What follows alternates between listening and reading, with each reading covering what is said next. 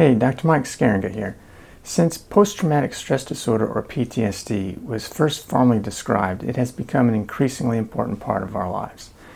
PTSD figures frequently in narratives of news stories, legal cases, public health, and social policy, not to mention regular patient care. A lot of what is said about PTSD, however, is misleading. In this episode, I answer what exactly is PTSD.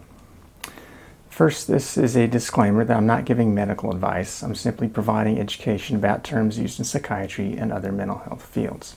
I'm going to cover 3 issues in this video. The first one is the symptoms and how to make the diagnosis of PTSD.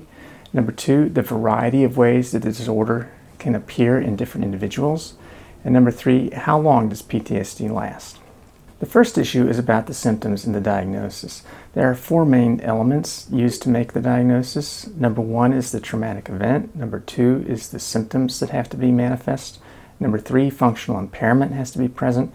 And number 4, the duration of the symptoms have to be at least 1 month. For the traumatic event, it has to be something that is life-threatening. It can be either experienced or witnessed. That life threat can involve serious injury or sexual violence. PTSD is just about the only psychiatric disorder that has an event as an etiology or a cause in the diagnostic criteria, and that's one of the things that creates so many opportunities for misleading information about PTSD. There have been misleading attempts, and these attempts are ongoing, to expand the definition of trauma to stressful events that are non-life-threatening. For that issue, I refer you to another one of my videos called What is Trauma that you'll find on my channel. This graphic summarizes some of the key elements of the diagnostic criteria over the years and different editions of the DSM.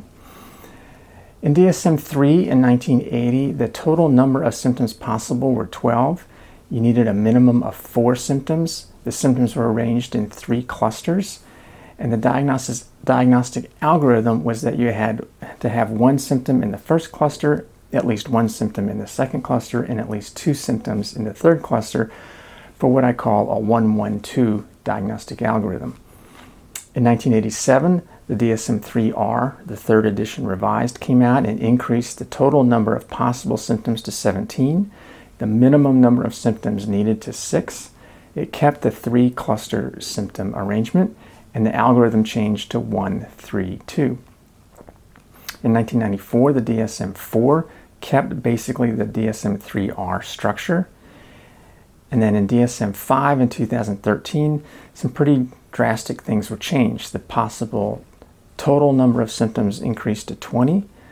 The minimum number of symptoms needed stayed the same at 6, but the number of clusters changed from 3 to 4, so the diagnostic algorithm had to change, and it was moved to 1-1-2-2. In 1994, there's another noteworthy change in the DSM-4. For the first time, they added notes to the items to describe developmental differences for how the symptoms might show up in children. Here's a closer look at the current DSM-5 definition. Criterion A is the life event, the life-threatening traumatic event that has to be experienced. Criterion B has 5 possible symptoms and a minimum of 1 is needed. Criterion C, 1 out of 2 possible symptoms is needed. Criterion D, 2 out of 7 is needed. And criterion E, 2 out of 6. And that's how in total you arrive at the minimum number of 6 out of 20 possible symptoms. The next graphic shows the criterion B symptoms in more detail. These 5 symptoms include intrusive thoughts, nightmares, dissociative reactions, psychological distress on reminders, and the physiological reactivity or physiological distress on exposure to reminders of the traumatic event. The next graphic shows criterion C, which has only 2 possible symptoms. These are avoidance of memories, thoughts, or feelings, or what we might call avoidance of internalized reminders of the trauma. And the other is avoidance of activities, places, people, or conversations, what we might call avoidance of external things that resemble the trauma. Next, criterion D is kind of summarized as negative alterations in cognitions and mood. This may include psychogenic amnesia for most of the event, exaggerated negative beliefs, distorted cognitions about the event, a persistent negative emotional state, loss of interest in significant activities, detachment from loved ones, and decreased ability to show positive emotions. And lastly, criterion E, what is often called the arousal cluster, includes irritability and anger, reckless behavior, hypervigilance, exaggerated startle response, difficulty concentrating, and difficulty sleeping. As I mentioned, you also must show functional impairment to qualify for the disorder, and that's a really important component of it. What is functional impairment? It's usually asked about in terms of family relations, school or work activities, getting along with peers, or ability to function in public places. Basically, the inability to perform basic daily functions of one's role. The duration also has to be at least 1 month for all of these things, as I mentioned. I think PTSD is pretty well defined in the DSM. However, I don't agree with any of the changes made in the DSM-5 edition. I think the DSM-4 edition was pretty good and they should have stuck with that. I don't think the DSM-5 changes clarified anything meaningful and has only caused confusion. I've written about this elsewhere if you're interested, and I'll likely do a video on it too. I do agree, however, with one of the changes made in DSM-5, and that is that they added for the first time a category called PTSD for children 6 years and younger. This is the first developmentally sensitive diagnostic criteria ever put in the DSM for a major psychiatric disorder. It's based largely on my work, so maybe I'm a little bit biased, but it shows that modifications were needed because of the developmental differences of young children. I won't go into detail about those in this video, but wanted you to know about it. The second issue is the variety of ways that the disorder can appear in different individuals. While individuals with PTSD are similar to one another with the experiences and symptoms they have in common, every manifestation of PTSD is unique. It's kind of like thinking of snowflakes. There are so many components to a snowflake that there's so many ways they can be different from each other. One way the disorder can appear differently in different individuals is that there are many different ways to satisfy the 1122 diagnosis algorithm. Most individuals don't show all 20 symptoms of PTSD, so they show symptoms in different combinations. And this is what allows for a lot of variability between individuals. In a paper by Isaac Galatzer-Levy and Richard Bryant, they calculated that there are 636,120 possible ways to manifest PTSD based just on the symptoms in the diagnostic criteria. These slides show how some of these symptoms might combine in different ways. This only shows 6 different ways that they can combine, but you can see, get an idea of how these can occur in different combinations. For example, a person could have 1 symptom in cluster B, 1 in cluster C, those are the ones I've bolded, 2 in cluster D, 2 in cluster E. Or a person could have 2 symptoms in cluster B, 2 in C, 2 in D, and 2 in E. Yet another way is to show 3 symptoms in cluster B and 3 in cluster E and different ones in C and D. Yet another way is to show different symptoms among those clusters, this example. Yet another way is to show more symptoms with a lot more in each cluster. And yet another way is to show much more severe with nearly all the symptoms in different clusters.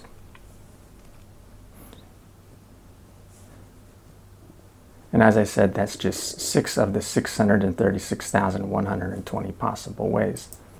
A second way individuals are different from each other is by having different comorbid disorders.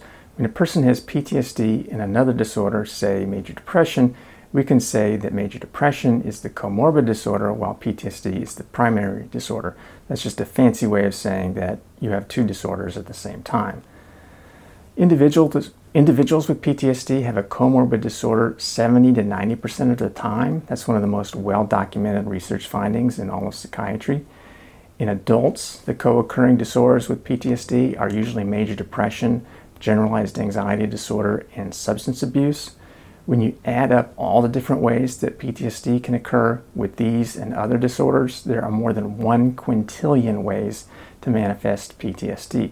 That's a 1 followed by 18 zeros. This series of graphics shows you just, again, 6 possible ways that PTSD can combine with different combinations of comorbid disorders. For example, deep depression only with PTSD, then severe depression as opposed to mild depression with alcohol abuse, then mild depression with a different kind of substance abuse, then mild or moderate depression with mild anxiety, then maybe just severe anxiety alone, then maybe moderate anxiety, moderate depression plus an eating disorder, and so on and so on. This is also the same situation in young children. Young children, however, show different comorbid disorders than adults. The most common ones in children are anxiety disorders and oppositional defiant disorder. And these, again, show different ways these can be combined. Children can show mild, moderate, or severe anxiety, mild, moderate, or severe oppositional defiant disorder, plus other disorders. And I've called these mild, moderate, and severe, but that's just breaking it up into 3 different ways. There's so many other different degrees each disorder can manifest and different combinations of symptoms in each of those that's how you can get that quintillion number of ways that they're different. Obviously, the different ways that PTSD can manifest are complicated. Some researchers have seized on this to distort this as meaning that this somehow invalidates PTSD or means that we need a radically different diagnostic system. I don't agree with that. I agree that the situation is complicated, but personally I don't find it confusing. It can be complicated and not be confusing. I think being able to discuss all these combinations and variations is just the nature of this business. The human mind is complex, so I expect understanding of it to be complex too. And if that complexity overwhelms people, you might be in the wrong business. Note also that the complexity is not unique to PTSD. Comorbidity is common with all disorders. Depression is often comorbid with anxiety. Substance abuse is often comorbid with schizophrenia, and so on. There's nothing unique in terms of PTSD, except in maybe the degree, because PTSD has more possible symptoms than those other disorders. The third issue I want to talk about is how long does PTSD last? On a population level, the course of PTSD is pretty well known. Of all individuals who get exposed to life-threatening events, nearly 100% will have some psychological symptoms during the first several weeks. Most people, however, are resilient. About 70% of exposed individuals do not have any lasting symptoms beyond that first month. This has been another common source of misinformation. It's common to hear in the media after some tragic events that almost everybody is going to start having PTSD who was involved in an event, but that's just not the case. As I said, usually 70% or so of people are resilient, and the truth is that only about 30% of individuals generally develop enough symptoms for PTSD after that first month has passed. This flow diagram illustrates what I mean. After exposure to a life-threatening event, you see 100% of people will have these symptoms, and then 30% develop PTSD. And of that 30%, about 50% will have a pretty unchanging course, and about 50% will have some slow natural improvement. In other words, complete recovery to 0 PTSD symptoms is pretty rare. The course of PTSD is another one of the common misperceptions. A lot of people believe PTSD naturally goes away over time. That's why the title of my second book was They'll Never Be the Same. I think it was important to emphasize how chronic PTSD is and understand that when you have PTSD, it's pretty much a chronic condition and you need to seek help rather than just hope and wait that the symptoms are going to go away on their own. This misconception is easy to understand. PTSD is basically about bad memories, which seems like all the other bad memories we have in our lives, which fade with time. And it's also kind of like bruises and broken bones. We know when we get those are going to heal over time. But PTSD is unfortunately different than that. At the end of the video, I put some references about some good prospective longitudinal research studies that you can look up if you're interested or ever need them for some reason. It's one of the very interesting issues of why the 30% of the population seems to be vulnerable to get PTSD and 70% don't. It appears that those 30% of individuals have some type of pre-existing vulnerability that allows PTSD to develop following trauma exposure, but that reason hasn't been pinned down to a single simple answer.